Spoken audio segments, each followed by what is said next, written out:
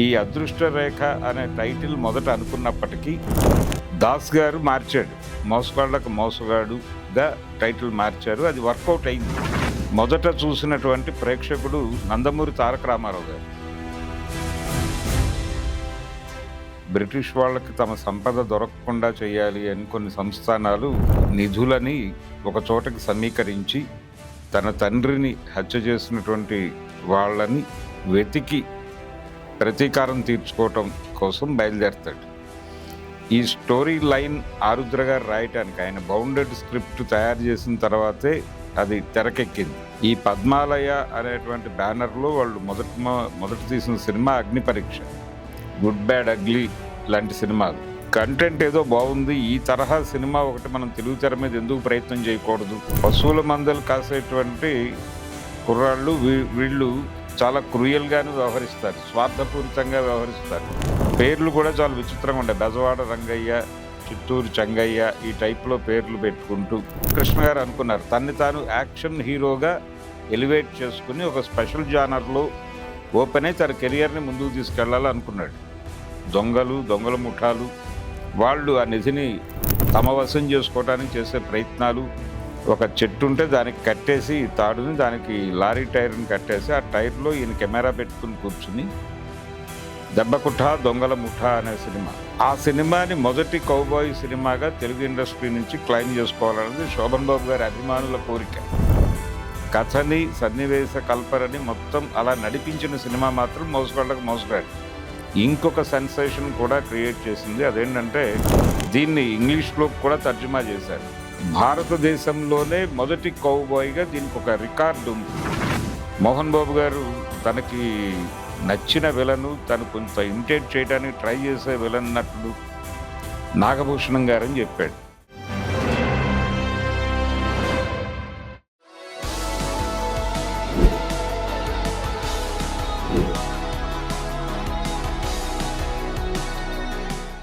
బొబ్బిలి యుద్ధం జరుగుతున్నటువంటి సందర్భంలో నెమ్మదిగా భారతదేశంలోకి అప్పటికే పరాయి దేశస్థులు వ్యాపారం కోసం వచ్చి రాజకీయ అధికారం కోసం సంస్థానాలని కబ్జా చేస్తున్నటువంటి సందర్భం. అయితే ఈ సందర్భంలో బ్రిటిష్ వాళ్ళకి తమ సంపద దొరకకుండా చేయాలి అని కొన్ని సంస్థానాలు బలంగా అనుకుని తమ దగ్గర ఉన్నటువంటి నిధులని ఒక చోటకి సమీకరించి దాచిపెట్టడం జరుగుతుంది.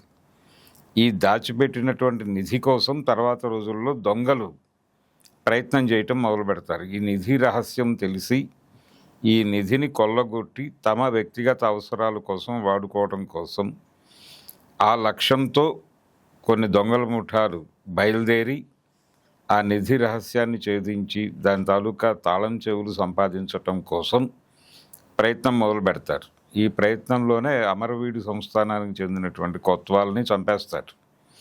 చంపేసిన తర్వాత ఈ విషయం తెలిసినటువంటి అతని కొడుకు, కొత్వాల్ గారి కొడుకు, తన తండ్రిని హత్య చేసినటువంటి వాళ్ళని వెతికి ప్రతీకారం తీర్చుకోవటం కోసం బయలుదేరతాడు. ఇది లైన్. ఈ లైన్ని జనరల్గా ఏదైనా జానపద కథ తరహాలోనూ తీయవచ్చు, లేకపోతే సోషల్ డ్రామాగా కూడా వెళ్ళవచ్చు. ఎందుకంటే జరిగిన సంఘటనల నేపథ్యం, బొబ్బిలి యుద్ధం జరిగిందే, అలాగే విదేశీ వర్తక సామ్రాజ్య స్థాపన కోసం ఆ రోజుల్లో సంస్థానాలను కబళించటం అనే కార్యక్రమం కూడా ఇక్కడికి వచ్చినటువంటి ఫ్రెంచ్ వారు చేశారు, డచ్ వారు చేశారు, బ్రిటిష్ వారు చేశారు. ఈ ప్రయత్నాలు మనకి తెలిసినవే, జరిగినటువంటి కథే. కాబట్టి ఇది సోషల్ డ్రామాగా, హిస్టారికల్ చిత్రంగా కూడా తీసుండొచ్చు, చారిత్రాత్మక కథా చిత్రంగా కూడా తీయచ్చు ఈ లైన్తో. కానీ ఈ లైన్ని ఒక కౌబాయ్ సెటప్లోకి తీసుకెళ్ళి సినిమాగా చెప్పాలి అని అనుకోవడం ఆరుద్ర గారి ప్రత్యేకత. ఆరుద్ర గారు రాసినటువంటి మోసగాళ్లకు మోసగాడు అనేటువంటి సినిమా స్టోరీ లైన్ ఇందాక నేను చెప్పింది. ఈ స్టోరీ లైన్ ఆరుద్ర గారు రాయటానికి ఆయన బౌండెడ్ స్క్రిప్ట్ తయారు చేసిన తర్వాతే అది తెరకెక్కింది. ఈ బౌండెడ్ స్క్రిప్ట్ తయారు చేసిన తర్వాత దానికి మొదట అనుకున్న పేరు అదృష్ట రేఖ. ఈ అదృష్ట రేఖ అనే కథని డిజైన్ చేయటానికి కారణం కృష్ణ గారు.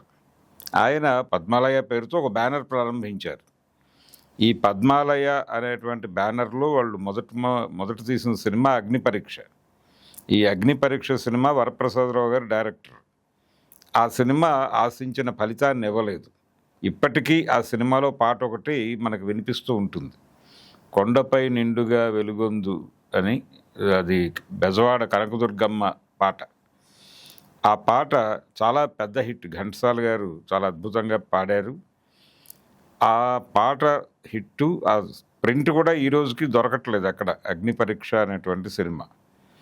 అయితే ఈ అగ్నిపరీక్ష ఫెయిల్యూర్ అయిన తర్వాత వాట్ నెక్స్ట్, ఇక సొంత సినిమాలు తీయాలా వద్దా అంటే, ఎందుకు హీరోలు సొంత సినిమాలు తీస్తారు అంటే, తమలో ఉన్నటువంటి టాలెంట్స్ని ఇండస్ట్రీకి పరిచయం చేయటం కోసం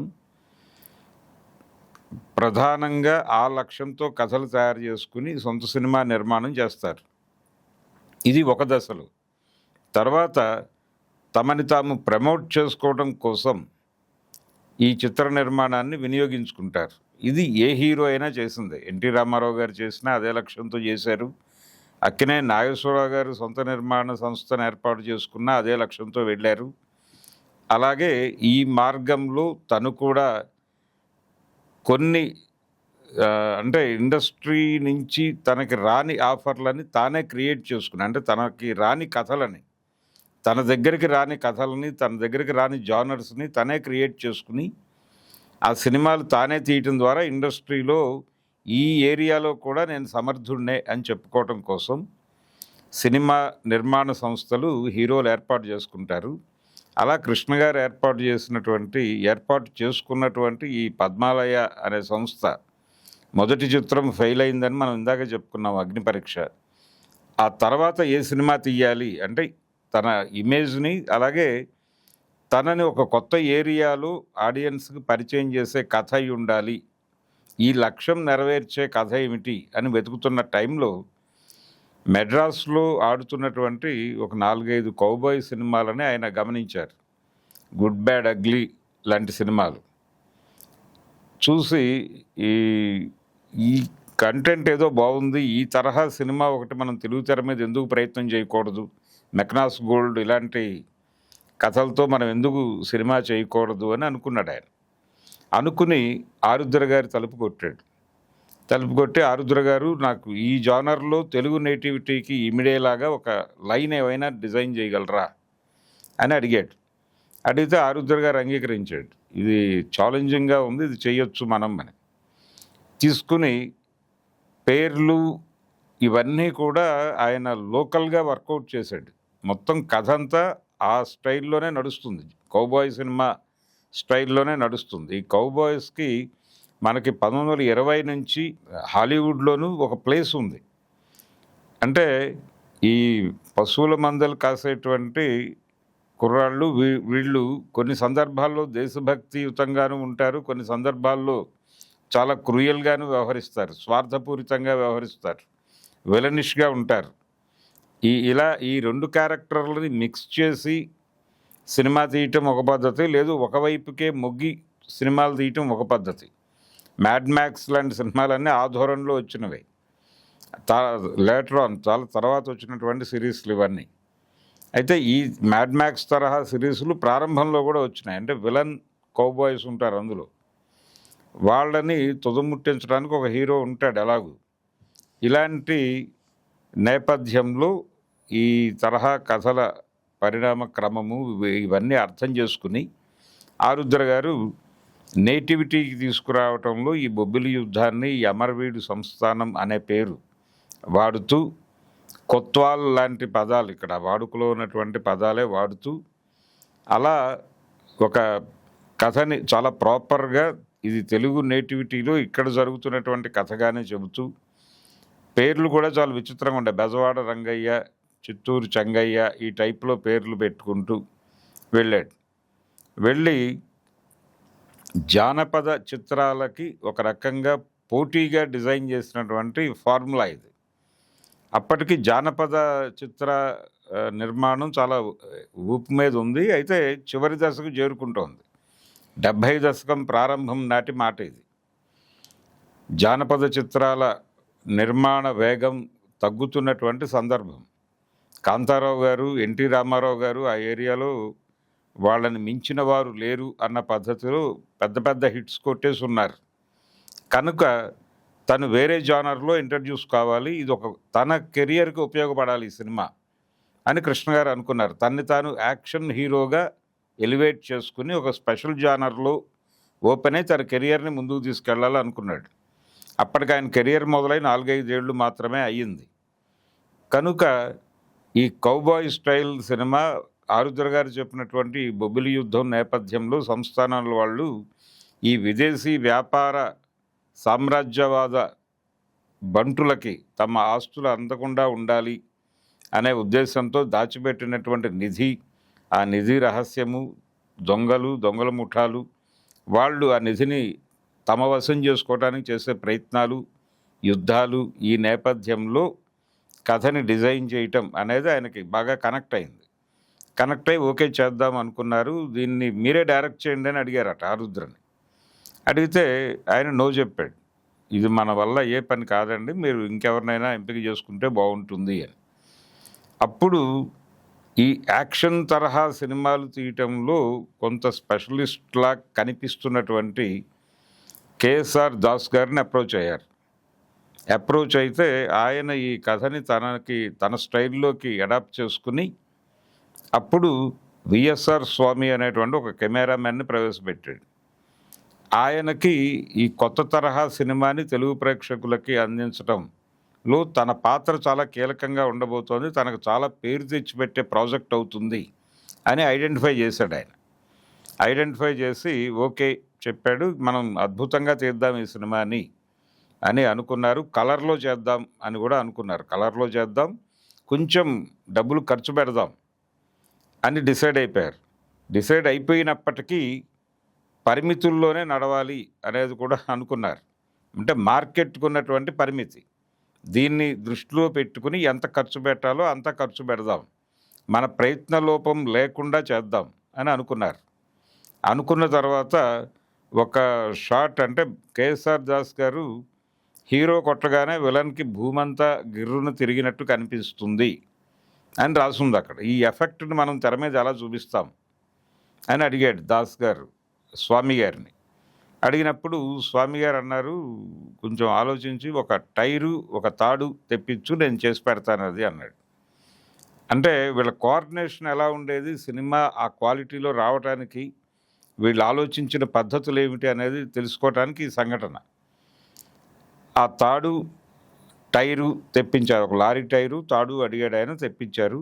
ఆ తాడును ఒక చెట్టుకు కట్టేసి, ఇది రాజస్థాన్ ఎడారుల్లోనూ అక్కడ చేశారు షూటింగ్. ఒక చెట్టు ఉంటే దానికి కట్టేసి తాడుని, దానికి లారీ టైర్ని కట్టేసి ఆ టైర్లో ఈయన కెమెరా పెట్టుకుని కూర్చుని ఆ తాడు తిప్పి వదిలినప్పుడు అది గిర్రును తిరుగుతుంది టైర్ కూడా. ఆయన కెమెరా ఆన్ చేసి షూట్ చేసి, ఇదిగో నువ్వు విలన్ని హీరో కొట్టినప్పుడు భూమి గిర్రును తిరిగింది అనే ఎఫెక్ట్ కోసం ఇది వాడుకో, ఈ ఫుటేజ్ వాడుకో అని చెప్పేసి ఇచ్చేసాడు ఆయన. ఈ లెవెల్లో నడిచేది. ఇందులో ఈ గుర్రాలు వెళ్ళేటప్పుడు ఆ కాళ్ళ సందుల్లో నుంచి కెమెరాలు పెట్టి షాట్లు తీయటం, ఇదంతా కూడా చాలా థ్రిల్లింగ్గా ఉంటుంది. ఈ థ్రిల్లింగ్గా ఉంటుంది. ఆ ఎన్విరాన్మెంట్ జనాలకు చాలా కొత్తగా అనిపించింది. విచిత్రంగా ఉంది సినిమా అని అనుకున్నారు. ఇలా ఒక నిధి వేటగా మొదలై తీసినటువంటి సినిమా మోసగాళ్లకు మోసగాడు. ఈ అదృష్ట రేఖ అనే టైటిల్ మొదట అనుకున్నప్పటికీ ఫైనల్గా అది మాస్కి కనెక్ట్ అయ్యే టైటిల్ కాదు, ఇది కొంచెం జానపద తరహాగా ఉంది టైటిల్ అని అనుకుని దాస్ గారు మార్చాడు. మోసగాళ్లకు మోసగాడుగా టైటిల్ మార్చారు. అది వర్కౌట్ అయింది. అయితే ఈ సినిమా ఆగస్ట్ నెలలో రిలీజ్ అయింది, 71 ఆగస్ట్ నెలలో రిలీజ్ అయింది. దీనికంటే ముందు మే నెలలో ఇంకొక సినిమా వచ్చింది, దెబ్బకుఠ దొంగల ముఠ అనే పేరుతో. సుబ్రహ్మణ్యం గారు డైరెక్టర్ ఆ సినిమాకి, డిఎల్ నారాయణ గారు ప్రొడ్యూసర్, శోభన్ బాబు గారు హీరో. అది కూడా ఈ నిధి వేట తరహాలోనే నడుస్తుంది. దాని మీద కూడా కౌబాయ్ ప్రభావం ఉంది. అది కూడా కౌబాయ్ సినిమాగానే శోభన్ బాబు గారి అభిమానులు చెప్పుకుంటారు. అయితే అది బ్లాక్ అండ్ వైట్లో కొంత తక్కువ బడ్జెట్లో చేసినటువంటి సినిమా. సినిమా పెద్దగా ప్రభావం చూపించింది కూడా లేదు బాక్స్ ఆఫీస్ దగ్గర. దాని పద్ధతిలో అది పాస్ అయిపోయింది, డబ్బులు వచ్చేసినాయి ఆయనకి.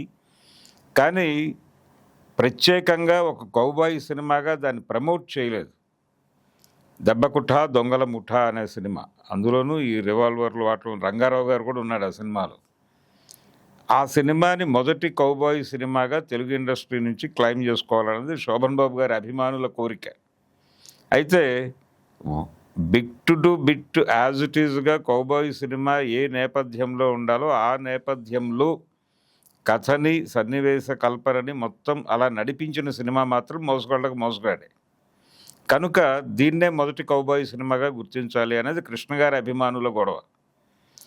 అయితే ఈ మోసగాళ్ళకు మోసగాడు అనే సినిమా కమర్షియల్గా సక్సెస్ అయ్యి, కాకపోతే మొదటి రిలీజ్లో అది భారీ జనాదరణ అయితే పొందలేదు. అంటే మహిళలు ఈ సినిమాకి రాలేదు, యూత్ కనెక్ట్ అయింది ఈ సినిమాకి. అప్పటి యూత్ కనెక్ట్ అయింది, వాళ్ళు చూశారు, సినిమా అద్భుతంగా ఉందని మాట్లాడారు. ఈ మౌత్ పబ్లిసిటీ వలన వాళ్ళ పై జనరేషన్ వాళ్ళు కొంత వచ్చారు సినిమాకి. కానీ ఫ్యామిలీ ఆడియన్స్ ఈ సినిమాకి దూరం అయ్యారు. అయితే ఈ ఫ్యామిలీ ఆడియన్స్ ఈ తరహా సినిమాలకి రారు అనే విషయాన్ని మోసగాళ్ళకు మోసగాడు సినిమా మొదట చూసినటువంటి ప్రేక్షకుడు నందమూరి తారక రామారావు గారు. ఆయన చెప్పాడు, ఈ సినిమా బాగానే ఉంది, బాగానే తీశారు మీరు అంటే. కృష్ణ గారికి తను సినిమా తీసిన తర్వాత తన అభిమాన నటుడికి ఒకసారి చూపించుకోవాలనేటువంటి ఉబలాటం. ఆ ఉబలాటంతో ఆయన వెళ్ళి రామారావు గారిని అడిగారు, సార్ మీకు సినిమా చూపించాలనుకుంటున్నాను, మీరు చూసి అభిప్రాయం చెప్పాలి అంటే. వచ్చాడు ఆయన. వచ్చి సినిమా చూసి బాగానే ఉంది, కాకపోతే దీనికి యూత్ నడుస్తారు కానీ ఫ్యామిలీ ఆడియన్స్ రారు ఈ సినిమాకి. మీకు ఫస్ట్ రిలీజ్లో డబ్బులు వచ్చినా రాకపోయినా రిపీట్ రన్స్లో డబ్బులు వస్తాయి ఈ సినిమాకి అని ఒక అష్యూరెన్స్ ఇచ్చి వెళ్ళిపోయాడు ఆయన. ఆయన చెప్పినట్టుగానే జరిగింది. ఫ్యామిలీ ఆడియన్స్ కొంత దూరంగానే సంచరించారు ఈ సినిమాకి. యూత్ బాగానే కనెక్ట్ అయింది, ఫస్ట్ రిలీజ్లో బాగానే డబ్బులు వచ్చినాయి. అలాగే రిపీట్ రన్స్లో చాలా ఎక్కువ డబ్బులు వచ్చాయి ఈ సినిమాకి. అది మోసగాళ్ళకు మోసగాడు ప్రత్యేకత. రామారావు గారి జడ్జిమెంట్ కరెక్ట్ అని ప్రూవ్ అయినటువంటి సందర్భం ఇది. అలా 71 ఆగస్టు నెలలో రిలీజ్ అయినటువంటి మోసగాళ్ళకు మోసగాడు సినిమా ఇంకొక సెన్సేషన్ కూడా క్రియేట్ చేసింది. అదేంటంటే ఈ సినిమాని వివిధ భాషల్లోకి డబ్ చేసి రిలీజ్ చేశారు. ఈ క్రమంలోనే దీన్ని ఇంగ్లీష్లో కూడా తర్జుమా చేశారు. ఈ తర్జుమా చేస్తూ ఆ తర్జుమా కార్యక్రమాన్ని హిందీలో పనిచేస్తున్నటువంటి రాండార్ గై గారికి అప్పచెప్పారు. మాడభూషి రంగదొరై ఆయన పేరు. ఆయనకి అప్పచెప్పారు. ఆయన టోటల్గా ఇంగ్లీష్లోకి మార్చాడు ఈ సినిమా డైలాగ్ వెర్షన్ అంతా. మార్చిన తర్వాత ఆయన రాసిన స్క్రిప్ట్ పట్టుకొని వీళ్ళు హాలీవుడ్ వెళ్ళారు. వెళ్ళి అక్కడ ఒక రైటర్కి ఇది చూపించి ఆయనతో కరెక్షన్స్ చేయించుకుని వచ్చి అలా ఎగ్జిక్యూట్ చేసి మొత్తానికి ట్రెజర్ హంట్ అనే పేరుతో చాలా దేశాల్లో ఈ సినిమాని రిలీజ్ చేశారు. అలా వరల్డ్ మార్కెట్ని టార్గెట్ చేసినటువంటి మొదటి సినిమాగా కూడా మోసగాళ్ళకు మోసగాడు సినిమాని చెప్పుకోవాలి. అలాగే ఇంకొక హిస్టారికల్ విషయం ఏంటంటే ఈ సినిమాకి సంబంధించి ఈ సినిమా అప్పటికి హిందీలో కూడా ఎవరు కౌబాయ్ సినిమాలు చేసే ప్రయత్నం చేయలే. అలా భారతదేశంలోనే మొదటి కౌబాయ్గా దీనికి ఒక రికార్డు ఉంది. అయితే ఇక్కడ మళ్ళీ గొడవ. అంటే మొదటి కౌబాయ్ సినిమా దెబ్బకుట దొంగల ముఠ అనాలి అనే డిమాండ్ వాళ్ళ నుంచి ఉంది, శోభన్ ఫ్యాన్స్ నుంచి. కాకపోతే ఇంపాక్ట్ రీత్యా చూస్తే ఇదే మొదటి కౌబాయ్ అనాలనేది వీళ్ళ గొడవ. అంటే ఇంత భారీగా తీయటం వలన డిలే అయింది ఇది. అంటే దాదాపుగా ఒకే టైంలో మొదలైన సినిమాలు ఇవి. అది మేలో రిలీజ్ అయింది, ఇది ఆగస్టులో రిలీజ్ అయింది. అది 5వ నెలలో రిలీజ్ అయితే ఇది 8వ నెలలో రిలీజ్ అయింది. 3 నెలల గ్యాప్తో రిలీజ్ అయిన సినిమాలు. కనుక ఈ విషయంలో కూడా కృష్ణ గారు, శోభన్ బాబు గారు అభిమానుల మధ్య ఈ రోజుకి గొడవ జరుగుతూనే ఉంటుంది. కానీ రికార్డుల్లో అన్ని చోట్ల కూడా భారతదేశపు మొదటి కౌబాయ్ చిత్రంగా ఈ సినిమానే, మోసగాళ్ళకు మోసగాడు సినిమానే రిజిస్టర్ అయి ఉంది. అలా మోసగాళ్ళకు మోసగాడు అనేటువంటి భారతదేశంలోనే మొదటి కౌబాయ్ సినిమా తీసినటువంటి ఘనత కృష్ణ గారికి దక్కుతుంది. ఈ సినిమాకి ఆదినారాయణరావు గారు మ్యూజిక్ అందించారు. ఆదినారాయణరావు గారు అంటే ఆటోమేటిక్గా సత్యం గారు కూడా ఉంటారు. కోరినది నెరవేరనిది పాటల అలాంటి హిట్ సాంగ్స్ ఉన్నాయి ఈ సినిమాలో. అలా మ్యూజికల్గా కూడా బాగుంటుంది. అలాగే ఈ చేజింగ్లు ఆ టైంలో వాళ్ళు వాడినటువంటి బ్యాక్గ్రౌండ్ స్కోరు ఇదంతా కూడా జనాలకి కొత్త ఫీల్ కలిగించింది. అలాగే ఈ సినిమాలో జిత్తులమారి నాగన్న అనే క్యారెక్టర్ ఒకటి ఉంటుంది. ఇది గుడ్ బ్యాడ్ అగ్లీలో అగ్లీ అనే క్యారెక్టర్ నుంచి తీసుకుని డిజైన్ చేసినటువంటి క్యారెక్టరు. దాదాపుగా ఇలాంటి క్యారెక్టరే మోహన్ బాబు గారు చేసినటువంటి సుడిగాలి క్యారెక్టర్. ఇది కొదమసింహం అనే చిరంజీవి గారి కౌబాయ్ సినిమాలో కనిపించే మోహన్ బాబు గారి సుడిగాలి క్యారెక్టర్ని పోలిన క్యారెక్టరు మోసగాళ్ళలో ఈ జిత్తులమారి నాగన్న క్యారెక్టరు. అది నాగభూషణం గారు చాలా అద్భుతంగా పెర్ఫామ్ చేశాడు. మోహన్ బాబు గారు తొలినాటి ఇంటర్వ్యూల్లో చెప్పుకున్న ఒక విషయం ప్రస్తావిస్తాను నేను. మోహన్ బాబు గారు తనకి నచ్చిన విలను తను కొంత ఇమిటేట్ చేయడానికి ట్రై చేసే విలన్ నటుడు నాగభూషణం గారని చెప్పాడు. నాగభూషణం గారిని కొంత నేను అనుకరిస్తాను అన్న టోన్లో కూడా ఆయన ప్రారంభంలో ఆకాశవాణికి ఇచ్చినటువంటి ఇంటర్వ్యూల్లో వాటిలో చెప్పుకున్నాడు. అలా మోహన్ బాబు గారు ఆ తర్వాత రోజుల్లో ఈ కొదమసింహం అనే సినిమాలో సుడిగాలి పాత్ర చేయటానికి కూడా ఒక రకంగా మోసగాళ్ళు నాగభూషణం గారు చేసినటువంటి ఆ నాగన్న క్యారెక్టరే ఇన్స్పిరేషన్. అందులో ఆయనకి ఒక పాట పెట్టి బాలసుబ్రహ్మణ్యం గారు ఆయన టోన్ని ఇమిటేట్ చేస్తూ పాడిన పద్ధతి అది కూడా జనాల్ని విపరీతంగా ఎంటర్టైన్ చేసింది. ఈ జిత్తులమారి నాగన్న అంటే పట్టుకుని అంటే దొంగతనాలు చేసిన వాళ్ళ మీద ఒక కాషన్ నోటీస్ ఉంటుంది. వీడు దొంగ, వీడిని పట్టించిన వారికి ఇంత డబ్బులు ఇస్తామని చెప్పేసి ఒక బహుమతి ప్రకటనలు ఉంటాయి. ఆ ప్రకటనలు ఉన్న చోటకి ఇతన్ని తీసుకెళ్ళి సరెండర్ చేస్తూ ఉంటాడు కృష్ణ గారు. సరెండర్ చేసిన తర్వాత వాళ్ళు ఇతనికి ఏదో శిక్ష విధిస్తారు, ఉరిశిక్ష విధించి ఆ ఉరి తీసే టైంకి మళ్ళీ ఇతనే వచ్చి రెస్క్యూ చేసి అతన్ని విడిపించుకుని తీసుకెళ్ళిపోతాడు. అలా ఈ వచ్చిన డబ్బులతో వాళ్ళిద్దరూ బతికేస్తూ ఉంటారు. ఇది చాలా ఇంట్రెస్టింగ్గా అనిపించింది. ఈ ఎలిమెంట్ జనాలకి కొత్తగా అనిపించింది. అప్పటికి నడుస్తున్నటువంటి జానపదాలు ఒక తరహా యాక్షన్ సినిమాల కంటే కూడా ఇది డిఫరెంట్గా కనిపించింది. ఈ డిఫరెంట్ నేచర్ ఉండటం వల్లనే ఆ సినిమా ఆ స్థాయి విజయం సాధించింది. అలా తెలుగువారి మొదటి కౌబాయ్ సినిమా. ఆ తర్వాత కృష్ణ గారు తన బ్యానర్లో చాలా ప్రయోగాలు చేశాడు. ఆయన స్కోప్ సినిమా మొదటి స్కోప్ ఆయనే చేశాడు తెలుగులో, సీతారామరాజు అనే పేరుతో. సింహాసనం సినిమా మొదటి 70mm సినిమా ఆయనే తీశాడు తెలుగులో. ఇలా ప్రయోగాలు చేస్తే జనాదరణ దొరుకుతుంది అనేటువంటి ఒక అభిప్రాయానికి ఒక రకంగా బీజాలు నాటినటువంటి సినిమాగా కూడా మోసగాడు సినిమా అని చెప్పుకోవాలి. ఇది కృష్ణ గారి ప్రయోగాల యాత్రకి నాంది పలికినటువంటి మొదటి భారతీయ కౌబాయ్ చిత్రం మోసగాడు తెర వెనక ఉన్నటువంటి కథలు.